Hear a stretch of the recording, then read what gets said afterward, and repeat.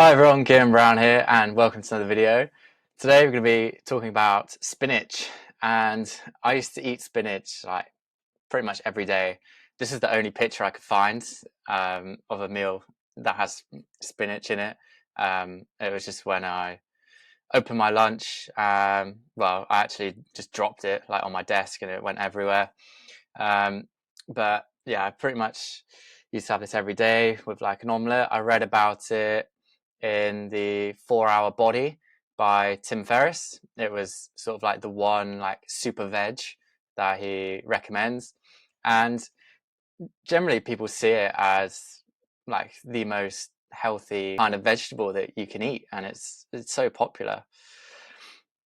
But spinach, along with a lot of other vegetables, actually contain these things called oxalates, which we'll get onto. And a 200-gram bag of spinach, which is what it's usually sold in, like in the supermarkets, has around 1,500 milligrams of these oxalates.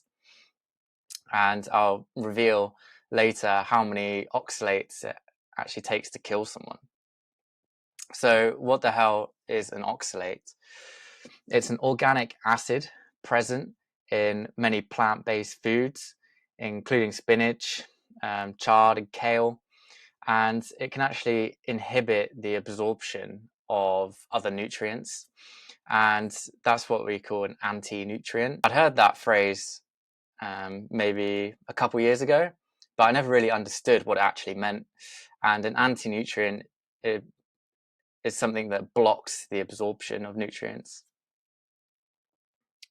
So, like I said, spinach in a 200-gram bag contains 1,500 milligrams of these acids, and 5,000 milligrams has actually been known to kill people, which is crazy. That's not very much.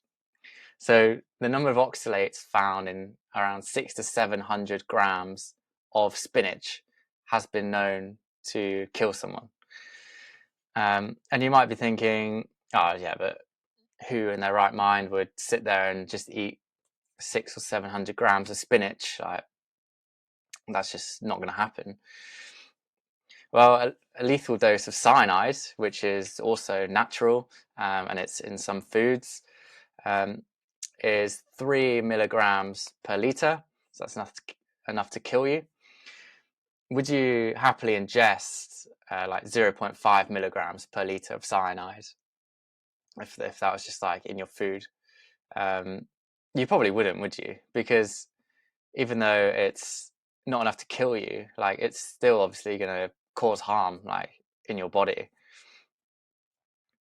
So in summary, 600 to 700 grams of spinach contains enough oxalates to kill someone, and smaller amounts can still cause harm. And I think it's important to have the mindset of questioning everything, including this video and what I'm saying.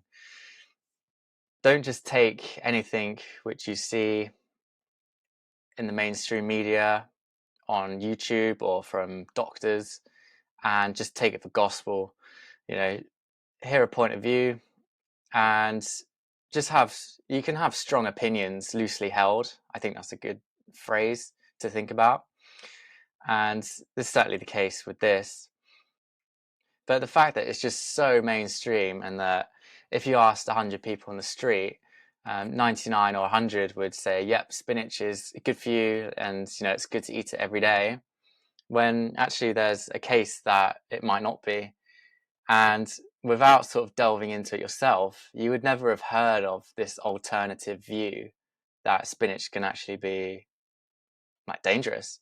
And if you go around telling people about this, they'll give you funny looks and think you're weird. But that's fine.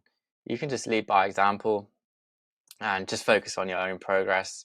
And if people want to ignore certain things, then that's up to them.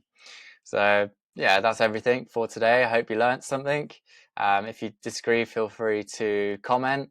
I do answer every comment, so I'd love to hear what you have to say. Yeah, that's it. Thank you for watching, and I will see you tomorrow. I forgot to just add at the end there that the source of this information was from the Plant Free MD podcast by Dr. Anthony Chaffee, and it was Richard Smith, who is a keto carnivore bodybuilder. That's where the numbers came from, and this is where I've been learning about this kind of thing. So I highly recommend checking out this episode and the podcast in general. So yeah, that's everything. Thanks.